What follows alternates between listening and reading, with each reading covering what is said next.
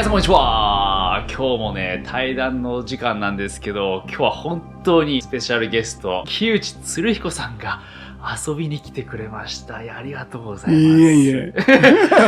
ね、木内さんといえばやっぱその臨死体験をされていろんな世界を見てきたっていうことで、話題になったと思うんですけど、自衛隊に入隊してディスパッチャーっていうお仕事をされてたんですよね。でそこでその緊張感ある仕事をされてたせいで、臨死体験を一旦そこでされて、そうですね。でその後にそのコミットハンター自衛隊辞めてからね。辞めてからですよね。ただなんかそのその臨死体験の話に入る前に木内さんの本など読んでるとぶっ飛んだ人だなと思ったのがインターネットを世に広めた役割をされてた。それはもう少ししてからですけどね。1994年の頃、何をされたんですか具体的に。俺らの自衛隊にいた頃に、バッチシステムっていうのがあったんです。これはインターネットの始まりみたいな、軍だけでこう通信しちゃう。である会議に行ってそこでそういう話になった時に、それをインターネットと言って開放したらどうだろう言ったんですか。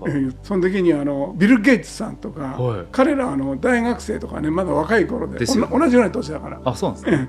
一生懸命やってたんですよね。でそれで解放されると旧全体でみんなで一つの問題に対して意見交換ができる場を作りたかったんです。皆さんに提案してインターネットの解放っていうことをやったらアメリカの代表から、あれはダメです言われたんですか。言われたんです。あれはアメリカがやりたかったんです。やりたかったからか、商売利権的な問題で。そう、利権的な問題でね。ダメって言われたんですね。ダメって言われる。でもそれはやんなくちゃいけないんじゃないか。そうですよね。そして強くそれを言って、そしてみんなにインターネットの開放っていうことで主張してたんですね。すごい早いですね着眼点っていうか。あの頃はね、徐々にネットワークシステムっていうのが広がってたんですよ。そうですよね。時代がそうなったって感じたんですかその時。通信ネットワークっていうのが気になってましてね。臨死体験の話じゃあ入りますか。そうですね。そのディスパッチャーをしてる時に一度目の臨死体験をされて、1日で何キロ痩せたんですかっけ。40何キロ。1日でそんなこと可能なんですか人体の体。いやもう危ないですよ。ですよね。もう本当に危ないでしょ。水分とかそういったものが全部一気に抜けちゃって骨と皮になっちゃう。本当にね一晩ですよ。その時の感覚ってどうなんですか。もう意識ないあったりしたりなかったりして。その時はおやっとしてるんだけど意識がもう痛いとかもはやもう激痛の。痛い。お尻が痛い。お尻なんですか。お尻の肉がなくなっちゃってるでしょ。うわでベッドで寝てるとそこが擦れるんですよ。飛び上がるほど痛い。でもそれを繰り返して水分が抜けてもう意識がどんどんなくなっていく中一応30分間なくなったって記録に残ってるんですか。これお医者さんが測ったんですよね。ちょうど30分ぐらい行く瞬間って覚えてるんですか。それね先生も聞きたかったんですよ。どういうものを見たっていう行く瞬間なんかその瞬間ってどうなんだろうって思って、ふわっとした気持ちいい感じ。それは感じたんですか。気持ちいいんだ。気持ちいい感じだね。肉体から離れる感覚解放された感覚、肉体は痛いんだけど、痛いんだ。抜けていく時ってその痛さが感じなくなって。なるほど。そっか肉体がこれ痛みを感じてるのであって、ここから抜けるとその痛みから解放される。解放される。じゃあそれ気持ちが良かったんですねその瞬間は。そう死んだって自分はその瞬間自覚はあったんですか。死んだっていう自覚じゃなくて現象的なふわっと解放される、あれ一体何なんだろうこれ。ただその瞬間にあれですよね、そのお母様でしたっけ、その自分の見てる姿が自分を通り越してたっていう。お袋がねその病院の電話をするわけです。もう俺骨と皮になっちゃう、今心肺停止みたいな状態に、親戚にこう電話する。で電話しようとしててその電話機のところまで瞬時に行くんですね。思ってるとお母さんって思った瞬間、あれお袋どこに行ったんだろうと思ったらいきなりお袋の脇に俺がいるんだよね。脇にいるんですか。もう脇にいるんです。お母様の視点ではないんです。お袋の視点ではなくて脇にいるんですよ。紙視点みたいな感じですかね。なんか空中にの視点でその時はそういう感覚ではなくて現実に存在してるみたいな。もう自分が本当にそこに臨死体験の時とこの今僕たちが認識しているこの現実の違いってそんなないんですか。そんなにないですね。感覚的なことが違うぐらい。感覚的なものが違う。はっきり見えてるんですか。はっきり見えてる。夢ともまた違いますもんね。夜夢はまた夢で別で、全然違うんだよね。そんなはっきりしてるんですね。それこそ浮いたりとかも可能なんですか。浮くとかそういうのじゃなくて、思うだけでその場所に行ける。なるほどね。そういう状態になっていると、おふくろのとこ行ったりまた病室へ帰ってきたりいろいろしていると、そのうち暇になってくるんですよね。いろいろ動いてると、病室の中で俺は寝てるんだけど俺はこっちに起きてるじゃないですか。不思議な状態になってでそこで自覚するんですか？俺やべえ、死んだかもって。いやいや、思っただけで移動できるっていうのも面白くなっちゃう。これおもろいって移動してただからなんかね、死っていう体験よりも面白いっていうのが先だよね。怖さとかそういったよりも好奇心でこれは何だって、思いっていうのはこの今現実生きてるあれしたいなぐらいの感覚ですか？その思いの強さっていうのは。そういうことができるっていうことに気がつくんです。気がつくんだ、ちょっとした過去のことを思い出して、俺が小さい時には千曲川っていう川に泳ぎに行くんですよ。その時に石がゴロゴロしてるところを伝え歩きして下まで行くんだけども、俺が降りてってうちの姉が一緒になって降りていったら、そしたら危ないっていう声が聞こえたんです。こう山の土手の方にから声が聞こえて、さっとこう向いたら誰もいないんだよね。おかしいなと思って、姉が乗ろうとした石が遊んでて、グラグラって、そこで足をズンってやって足の指を怪我して、その声が当時臨死体験をした時の未来の自分だったってことですよね。そうなんです。それがちょっとすごすぎて、過去に行きたいって思った瞬間そこに行ったんですか？まずそれ見たいじゃないですか。危ないって言って、そしてあれっていうことは危ないって言ったの俺かっていうふうに思いながら、また美容室へ戻ってきたんですよ。で美容室へ戻して、っていうことは未来はどうなってるかってちょっと気になったんです。そして未来を見てみたいっていうふうに思ったら、それこそ畳の大きな部屋でいっぱい人がいて、そこでなんか喋って、講演家、それ40歳ぐらいの中年の僕なんですよね。それは見た瞬間自分っていうのは分かったんですか？目線が自分の目線に入ったんですか？今度ね戻ったからね。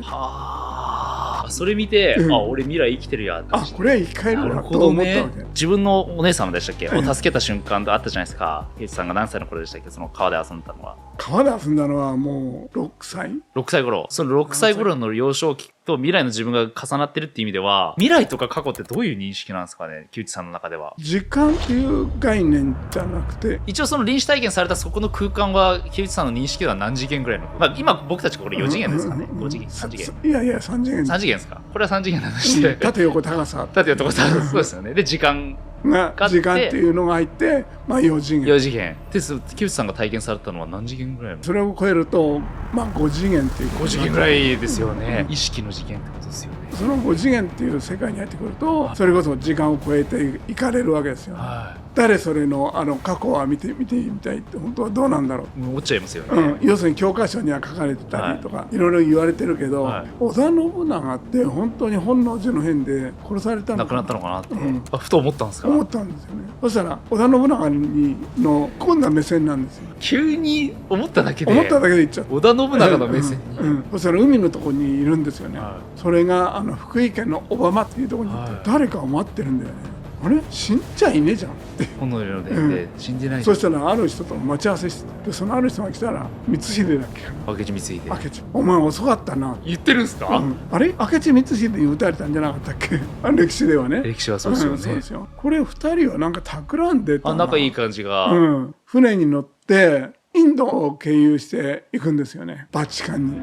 ちなみにその海にいた状態の織田さんが船に乗ってインド行ってバチカンに行くっていう時、木内さんも体に入ってるんですか？今度ちょっと離れてね。その時はどれぐらいの時間の感覚ってどうなんですか？それは時間的な感覚ないですよ。ないっすよね。歴史的に流れていくだけ。見えるんですか？見える。不思議すぎでバチカンに行ってあれと思ったんです。織田信長と同じなんかないかって思って調べたんですよ。そしたら像が作ってあったんですよ。織田信長の。ちょんまげはないけど、ある言葉に3文字入れると、その織田信ってなるんですよね。あれですよね、ちょっと本に読ませてもらったんですけど、ジョルダーノブルーノっていう方が織田信長だったっていう木内さんの見たあれでは。でも顔とかは日本人の顔してられてるんですか？その当時見た時は。ちょっとね、向こうの人間に近かった。近いんだ。顔つきは織田信で、おそらく2文字外してってやったら織田信になるじゃないですか。そうですよね。イタリアにあるその像がそれと同じだったんです。僕もちょっと写真見させてもらったんですけど、似てますよね。似てますよね。似てるんですよね。織田信長って結構彫りが深いっていうか、歴史的なみんな見てたことあるイラスト、あれにそっくりっていうか、ああいった感じなんですか？でこれはそんなに詳しくはなかったんだけども、でもそれは覚えてるんですよ。とんでもないだから結構ね、楽しんじゃってるっていうかね。それに22歳の時ですか？織田信長の体に入って22歳の時ですね。考えただけで思ったところに行けれる。中国国家からそういう命令が来て、その死んだ瞬間やっぱその三蔵の顔を見たってあったじゃないですか。自分が死んだことを理解してないよね。やっぱちょっと僕が興味あるのが、全ての存在とかやっぱ気になるんですよ。この宇宙は何で存在してるのか。で、そこで見られたのが宇宙の始まりを見たっていう。それもやっぱ気になったんですか？どうやって始まったんだろうって。やっぱりね、星のことをやってると気になるじゃないですか。確かに宇宙見てると。で、宇宙って何？で、どこまでが広がって宇宙と言ってるの？本当にもうそれ永遠の課題っていうか。宇宙ってなるほどこういう広がりなのかっていうのが限界がない。ないですか？ないですね。それは宇宙の始まりを見たいって思った瞬間でやっぱ飛んだんですか？またもっとこう宇宙をこう拡大していくんですよね。なるほどね。でそれで見ていくっていう。でそこで見たのが私たちの銀河系とか。映像で見てる感じなんだ。じゃあなんかその全体を、宇宙を。だから宇宙を遠くから見てるみたいな。ですよね。そういうことですよね。塊が山ほどあるんですよ。天の川銀河みたいな。そう渦巻いてるような、いっぱいあるんですか？でそれがまた渦を巻くように動いてるわけですよ。お互いの質量でこうお互いに引き合ったりしてこう回転運動してるんじゃないか、連動してる感じが。でも一般的にはやっぱビッグバンが起きて全てがパーンって始まった。ビッグバンではなかった。違うんですか？何だったんですか？その前の世界っていうか。歪みですね。歪みってどういったものなんですかね？お風呂に入って、水がスルーッと平らになってる時に、そーっと持ってふわってやるとちっちゃな渦が歪みができるから。できます。ああいう感じ。渦みたいな。渦なんですよ。お互いに引き付け合ってる。そっからこの世界が生まれてくるわけ。不思議。それが見えたんですか？それが見えた。なるほど。こんなね、人には言っちゃいけないんでしょうけど。まあその科学者とかからしたらね。俺も科学者なんか親しいんだけど、いろいろそういうこと喋ると、なるほどねっていう人が多いですよ。納得するんですか？納得する。じゃあこのビッグバンとか言われてる今のこれ全部事実ではない。でビッグバンじゃ無理でしょ。意味わかんないですよね。無から全てがこう派生したみたいな。そんな単純なもんじゃない。例えばね、私たちの銀河系の中で人類の住んでる地球だけだよね。で僕たちの今の認識では例えば冥王星とかそういうのにはいないよね。いないですか？太陽系の属するもの、太陽のすぐ近くの水星、水の星、水星、金星、地球、火星ってあるけど、誰か住んでます？一応住んでないと思ってますけど、ちょっと言いづらいんだけど、ちょっと気になる。言いづらいです。聞きたいです。私たちは地球に最初から生まれたんでしょうか？そこですよね。誕生したんか。人類の起源めちゃくちゃ気になるんですよ。これみんなやっぱ気になるテーマで、生物が水から発生して陸上に上がってきて、で猿になって人類になったっていうのが一応ねあるじゃないですか、進化論として。その割にはすごい、例えばよその天体からやってきた人たちがいて、そして地球によって金星に行ってる連中がいるんですよ。いるんですか？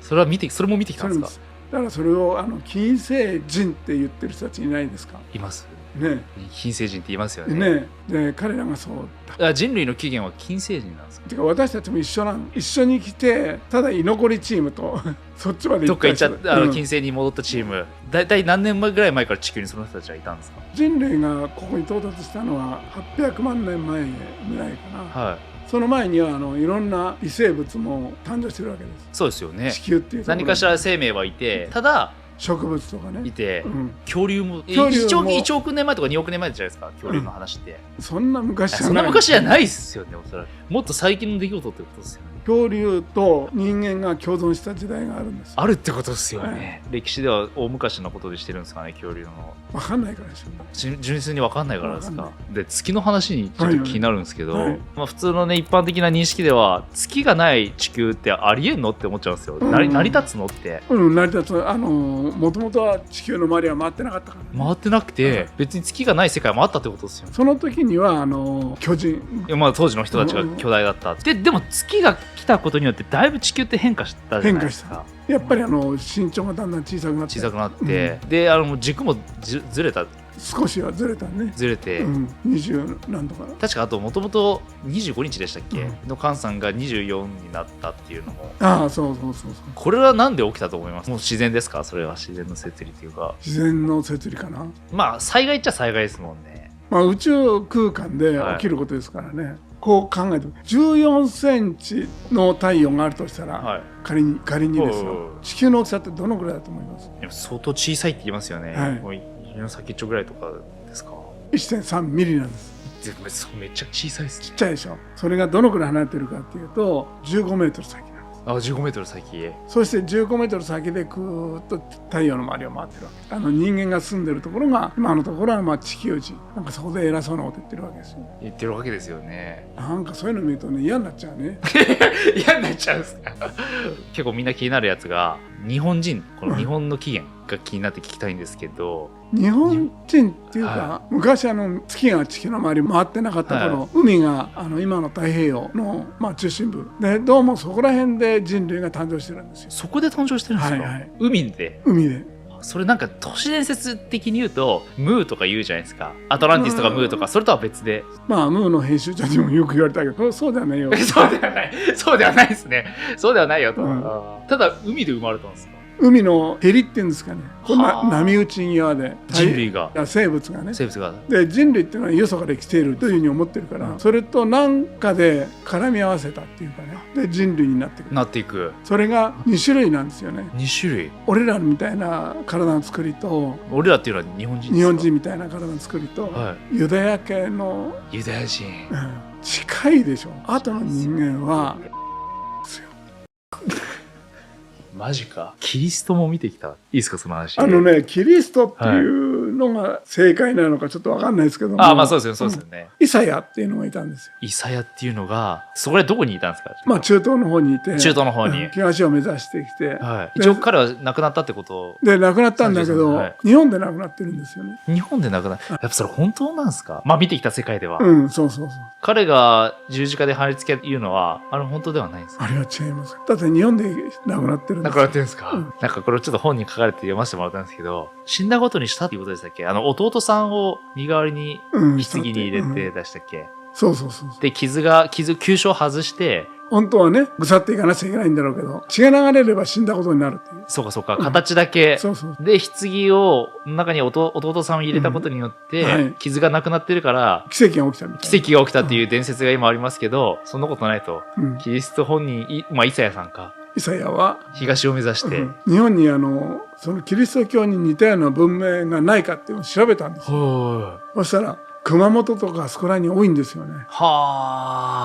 彼が残していったあそこらにある地名がイサヤっていうのがあるんですよ。あるんですよね。これがあるんです。イサハヤだってイサハヤって書いて、もうもろじゃないですか。だからもうこれ間違いないな。四国の剣山の洞窟で亡くなったんですよね。洞窟で亡くなったんですか。だからね、面白いなと思ったのは、戦後の徳島日報っていう新聞があったんですよ。で、その新聞に GHQ が来て、そこを探して、探したんですか。探して、遺体をなんか持ち去ったっていう。彼ら知ってるんですか、じゃあ。キリストのその伝説。いや、絶対にあったと思うんですよ。で、それをバチカンに持ってったっていう。じゃあキリストの遺体はそこからずっと残ってたってことですか。そう。誰も回収とかしなかったんですか。しなかった。で、バチカンに持っていっちゃった。で、あそこは鍾乳石も多かったりしたんで、鍾乳石がだいぶ体についてたんじゃないかなって。それも見てきたの。だからね、バチカンに行くとあるかもしれない。バチカンってバチカン図書館とか、あれって結構セキュリティ高くて誰も入れないってことにされてるんですか。だって、イサヤのイエス・キリストの本体ですよ。ローマ教皇とかそういったことは知ってるってことですか。知ってる。全部知ってる。そこで拝んでるんでしょ。拝んでて。ある意味じゃあ、そういったことを知ってる人たちからしたら日本は特別扱いですか。特別。すごいってことですよね。そう、東に行ったってのも知ってるし。ですよね。それが日本の地っていうのもおそらく知ってて。大体知ってた。来てみたら日本ともうね、そこから先は太平洋ですから。ですよね。木内さん的に見てこの僕たち意識とかの全てが存在しているのって何だと思います。意識の存在？意識とかこの宇宙全てがなんでこうやって存在しているのかっていう全てが。3次元っていうのを作ったっていうのが暇つぶしだよね。暇つぶしなんですかこれ。物質的なものを作って、歪みを起こしたらどうなるだろう。細かい渦がやっぱりいろいろ出てきて、お互いにこう引きずり合って、でその中で運動っていうものが起きてきて、そのもっと細かくとその細胞までいっちゃう。全てのものが。でこうやって動いてて、それの塊じゃないですか。そうですね、確かに。なるほどね。で終わりよね。あとは次は別の世界はどういうふうになっていったら面白いかなとか。また作ったりどんどんしていくってことなんですかね。今のこの3次元5次元とはちょっと違う、ってことですよね。世界を作っていくことですよね。だから今の俺がもう少し頭の中がキャパが広がったら、そっちのを取り込むことができるってことですよね。多分もっと壮大な壮大なもの、とてつもない、まあ僕たち人間のこの体内にいる限りはキャパ的には限界点、限界っすよね。それでいうとでも僕たち人類は何をすればいいとかあります？木内さん的に。何をすればいいか。生まれてきた以上こうやって楽しむことだね。純粋に楽しむことがまあベストですか、人間人類は。でいろんなことも現象とかいろいろあるし、ありますよね。とにかく楽しまなきゃ、楽しいっていうのが活力になるからね。なんかその本を読んだら人類の役目っていうか役割が生命の存続させることっていうのが書かれたんですけど、それが一番ですよね。まあ、僕たちもこの大きいバイオリズムっていうかこの宇宙という生態系の一部ってことですよね。こういった災害とかいろんなことが起きることも、その一つのってことですよね。そういうことだね。木内さん的に見て今って世界が結構変化してきてるじゃないですか、デジタル化していったりロボットとか AI とか登場してくるんじゃないかって言われて、木内さん的に見てその未来も見られたって言ったじゃないですか、結構腐敗した世界とお孫さんとかと星を眺めてる姿って言ってて、そういった未来も見てきたってことですか？いろんなものを体験できるっていうか、でさっき言った AI とかそういうのっていうのはあれはあくまで道具ですからね。ただの道具であって道具、結局は都合のいい道具ですよ。まあそうですよね、確かに。どんな難しい数学とかいろいろあっても、答えがこうなるんだっていうのが前提にあるじゃないですか。ありますね。それを導き出すための道具、ただそれをどうつなげればどうかっていうだけであって、数学なんてやたら難しいこと言ってるけど本当はすごい簡単、すごいシンプルな、実は確かにもう答えは決まってるっていう。答えは決まってるんだからね。でも今人類的には向かってる方向は木内さん的にはどうなんですかね。いい破滅に向かってるのか、いい世界。破滅には向かっていないと思います。本当ですか、全然救いはあります。救いようがあるとか、救っていかなきゃダメだね、自分たち。僕たちで、自分たちで課題を作ってるわけですから。どんどん問題を自ら作って、それを解決するという作業。そういや本当そうですよね。確かにそういった争いをせずにこの地球のこととか楽しくやればいいじゃん。楽しくね、みんなで研究したりして、いろんな人たちがいて、それぞれ能力が違うんだから、面白いことがいっぱいできると思うんです。そのみんなの個々の能力を生かしたら、でもそれも思います。結構そういった相談を受けるんですよ。何していいか分かんないとか、みんなでね、各々のスキルとかあれをね、面白いと思いますけどね。そういった世界面白そうですよね。いや分かります。個性を生かしたりするってことですよね。これも公園でも話をするんだけど、お米を作ることの好きな人はお米を一生懸命作って絶対に負けたくないっていう美味しいお米を作る、で美味しいお米になるんです。なりますよね、だから他のものを作るならそれぞれ別の人がやってとんでもない面白い回になって本当にありがとうございます。いやいや、どういたしまして。いやもう今後なんかそういった木内さんが見てきた世界をなんかね、証明とかみんなで現実世界で探しに行くみたいなのがあったらぜひね、なんかご一緒できたらよろしくお願いします。木内つり子さんでした。ありがとうございます。どうもありがとうございました。ありがとうございます。中国国家からそういう命令が来て、その死んだ瞬間やっぱその三蔵の顔を見たってあったじゃないですか。自分が死んだことを理解してないよね。